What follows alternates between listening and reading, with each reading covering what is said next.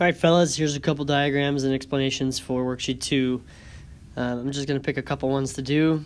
You can use these to help evaluate if you have the rest of them correct.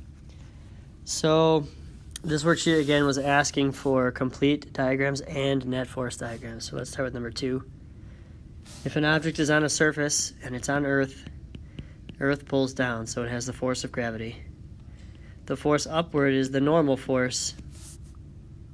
It doesn't say that anything else is happening. It doesn't say that it's being pulled or pushed. It says that there is no friction.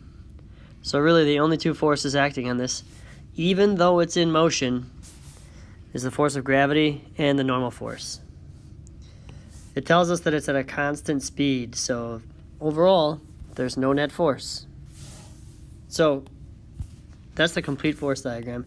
In blue, the net force diagram is just the object with no net forces acting on it. Great, let's do number 3 together also. So again, if you're on Earth, gravity pulls down on you.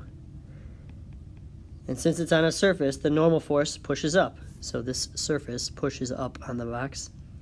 Now the object is moving, but it is also slowing down. So the type of friction you have while you're moving is called kinetic friction. So even though the up force is perfectly balanced out by the downward force, the force of friction is the only one acting on it. So our net force for this object would be only in the leftward direction. Okay. This is the second half of the worksheet. So I'll just pick a couple, again, two problems to look at. Let's just look at one of the balloons in question 15. So it's on Earth, so it's got gravity. Even though it's a helium balloon, gravity is still pulling down on helium atoms. However, helium is less dense than air, and so it has an upward force that is greater than the downward force. That's called the buoyant force. So because this one of them is positive and one is negative,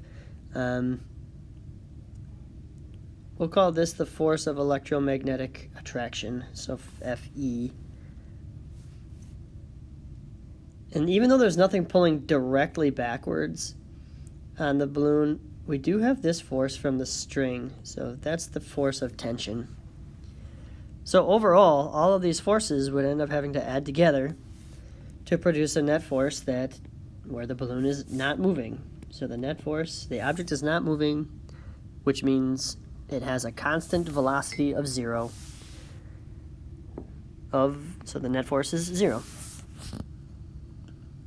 In 16 we have, here's the iron. So it's on Earth, so we've got gravity.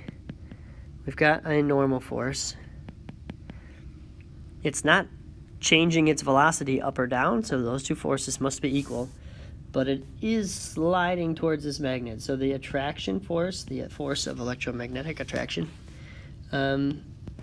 it doesn't say that there is not friction. So there must be some friction in the opposite direction. But the force of the attraction by the magnet is greater than the force of the friction. So overall, the net force is to the left. Great. That's worksheet 2. Good luck on the quiz.